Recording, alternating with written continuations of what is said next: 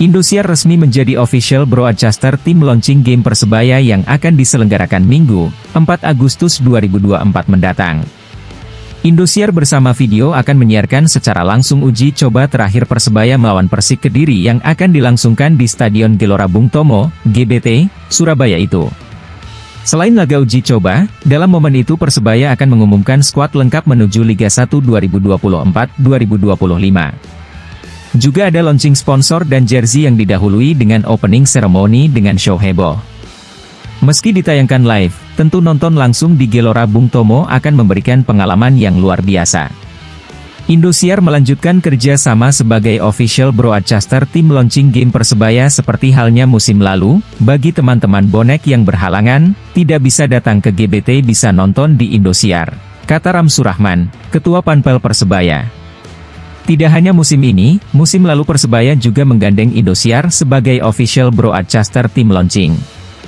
Saling menguntungkan kedua belah pihak, membuat Persebaya dan Indosiar terus melanjutkan kerjasama. Sementara itu, Persebaya akan melaunching tim musim ini melalui pertandingan bertajuk Tim Launching Game Persebaya, yang akan mempertemukan Persebaya melawan Persik Kediri di Stadion Gelora Bung Tomo, GBT, Surabaya pada Minggu, 4 Agustus 2024, sore. Berbagai harapan diutarakan oleh pendukung Persebaya. Salah satunya pentolan bonek Agus Bim Bim Tesi, atau yang akrab disapa Cak Tesi. Ia mengharapkan Persebaya akan lebih baik lagi setelah di musim lalu prestasinya menurun. Bismillah Persebaya bisa lebih baik lagi, insya Allah juara seperti yang kita tunggu-tunggu, jelas Cak Tesi. Melihat pemain-pemain yang direkrut termasuk pemain terbaik Liga 1 2023-2024 Francisco Rivera membawa Cak Tesi optimis penampilan Persebaya musim ini lebih baik. Insya Allah dia, Rivera, di Persebaya akan lebih bagus lagi. Kemarin di Madura mainnya bagus, pasti di Persebaya mainnya lebih bagus lagi, lanjutnya. Selain secara materi pemain, Cak Tesi meminta semua pemain menunjukkan performa khas Persebaya yang terkenal ngeyel dan wani. Menurutnya sebagus apapun materi pemain jika tidak menunjukkan permainan Arek Surabaya maka tidak akan maksimal. Saya senang pemain yang ada di Persebaya sekarang ini seperti yang ditunggu bonek bonita. Biar pemain-pemain bagus tapi yang kita inginkan ngeyel, ngotot dan wani. Kalau kita kalah atau seri tidak apa tapi kalau mainnya jelek lembek buat apa? Mainnya harus keras dan ngotot, tegas Cak Tesi. Persebaya sendiri optimis bisa memperbaiki prestasi di musim lalu yang belum memuaskan para pendukungnya. Selain merekrut pemain-pemain terbaik, Persebaya juga sudah menyiapkan tim dengan training camp, TC, di Yogyakarta.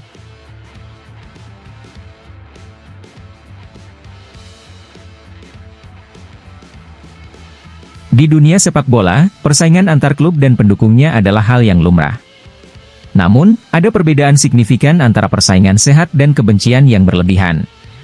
Baru-baru ini, sebuah unggahan di akun Instagram Persebaya Fans 27 menyoroti aksi segelintir supporter Arema FC yang menyanyikan lagu-lagu kebencian terhadap supporter Persebaya Surabaya.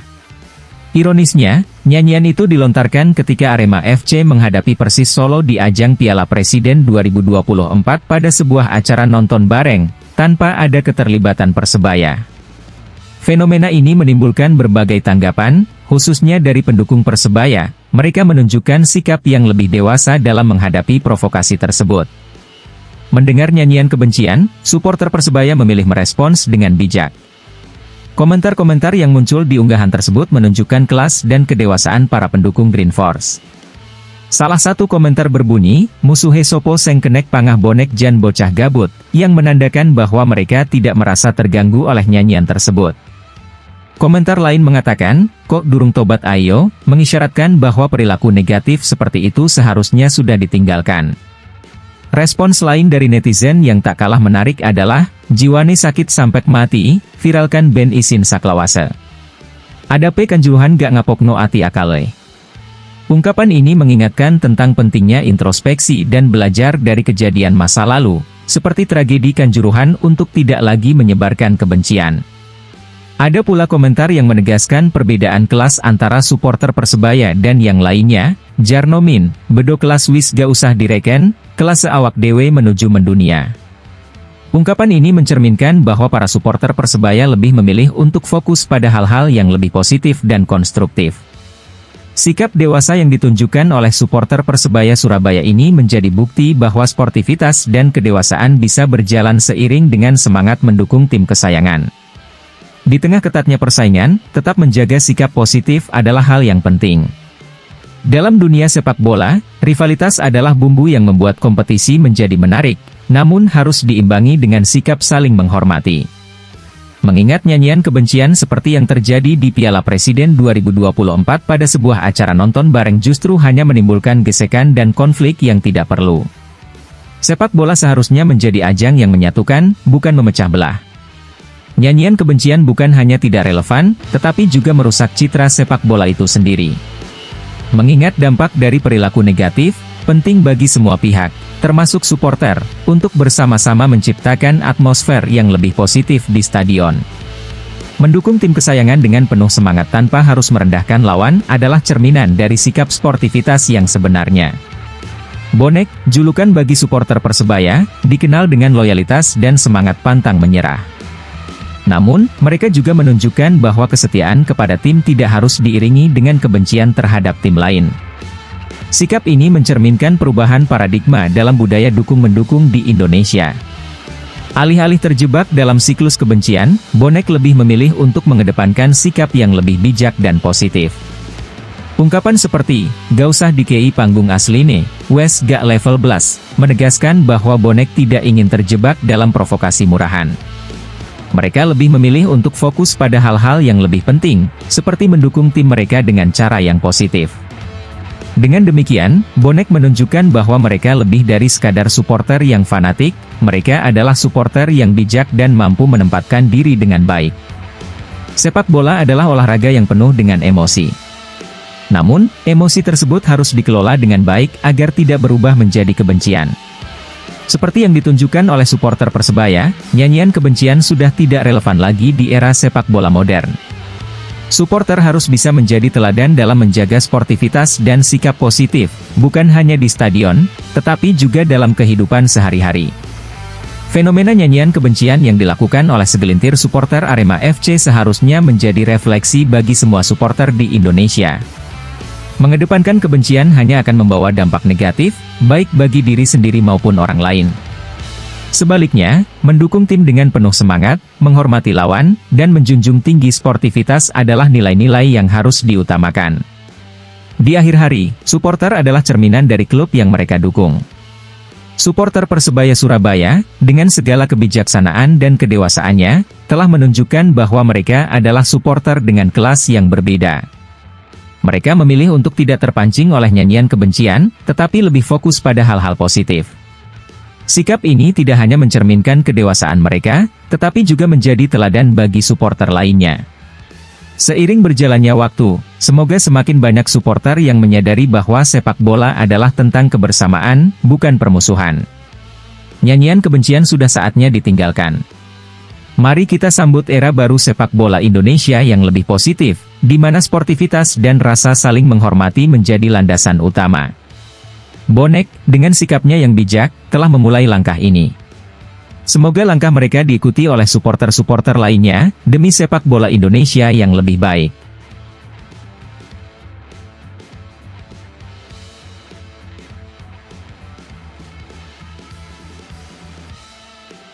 Seluruh pemain, pelatih, dan jajaran direksi Persebaya Surabaya berkunjung ke pabrik kopi Kapal Api yang berada di Sidoarjo. Persebaya berharap mendapatkan keberuntungan usai melakukan kunjungan tersebut. CEO Persebaya Azrul Ananda menyebut bahwa harapan itu bukan tanpa alasan. Pasalnya, pada tahun 2019 saat pihaknya berkunjung ke pabrik Kapal Api, Persebaya sukses finish di posisi kedua kompetisi Liga 1. Kami, seluruh pemain, pelatih, dan jajaran manajemen pernah ke pabrik Kapal Api ini pada 2019, saat itu Persebaya pada akhir musim finish di peringkat kedua klasemen. Semoga dengan kunjungan kami kali ini, Persebaya bisa meraih prestasi yang lebih baik lagi, kata Azrul Ananda. Terima kasih kepada Kopi Kapal Api, seluruh Board of Director, yang selalu setia mendukung Persebaya. Juga teman-teman karyawan Kapal Api yang ternyata bonek semua, luar biasa sambutannya, lanjutnya. Sementara Chief Marketing Officer Kapal Api Group Christophen Mergonoto menyatakan bahwa pihaknya sudah mendukung penuh Persebaya sejak tim masih dipegang Dahlan Iskan. Kapal api ini memiliki hubungan yang istimewa. Dulu sekali, kapal api sudah menjadi sponsor Persebaya ketika Persebaya dikelola Pak Dahlan Iskan. Sekarang, di era Mas Azrul, kapal api terus konsisten mendukung sebagai sponsor Persebaya sejak tahun 2017, kata Chris Steven.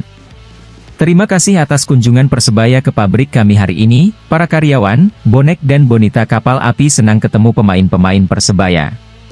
Salam satu nyali, pekik Chris Steven yang disambut pekikan wani oleh ratusan karyawan kapal api. Kepada para karyawannya yang mayoritas bonek, Chris Steven mengingatkan mereka bersabar bila suatu saat permainan Persebaya belum sesuai yang diharapkan. Menurutnya, semua yang baik butuh proses. Seperti membuat kopi yang enak, butuh proses, mulai dari memilih biji kopi, di-roasting dulu, digiling dulu, baru diseduh menjadi kopi yang enak. Begitu juga Persebaya butuh proses, pesan Chris Steven.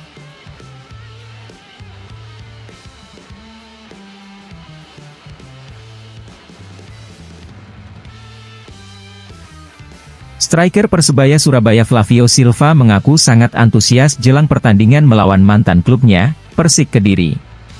Bajul Ijo akan berduel dengan Persik dalam laga bertajuk Tim Launching Game Persebaya. Laga Persebaya versus Persik akan berlangsung di Stadion Gelora Bung Tomo, GBT, Minggu, 4 Agustus 2024, pukul 16 waktu Indonesia Barat. Laga ini menjadi pertandingan uji coba Persebaya terakhir sebelum dimulainya Liga 1 2024-2025. Duel Persebaya kontra Persik itu menjadi momen yang spesial bagi Flavio. Sebab, dia sempat menjadi bagian dari Persik pada musim sebelumnya. Menghadapi Persik pastinya menjadi momen yang spesial buat saya. Dan saat ini saya berseragam Persebaya dan akan menikmati pertanyaan besok, Minggu, 4 Juli 2024. Saya tidak sabar melihat puluhan ribu supporter hadir, ujar striker berpaspor Portugal itu. Flavio tampil moncer bersama klub berjuluk Macan Putih tersebut. Dia sukses mencatatkan 23 gol dan 4 assist dari 29 pertandingan. Jumlah gol itu mengantarkan Flavio sebagai pencetak gol terbanyak kedua Liga 1 2023-2024. Dia hanya kalah dari striker Persib Bandung, David da Silva. Flavio kini bertekad bisa mencapai torehan gol yang lebih banyak bersama Persebaya. Target top skor pastinya lebih baik dari kemarin. Tapi yang terpenting bisa membawa tim terbang lebih tinggi lagi, lanjutnya. Flavio optimistis bisa membawa Persebaya lebih baik dari musim lalu. Apalagi, persiapan pribadi dan tim terus membaik setelah menjalani pemusatan latihan di Yogyakarta. Setelah pemusatan latihan semua pemain dalam kondisi sangat baik, itu momen penting agar kami bisa lebih baik lagi, pungkas Flavio.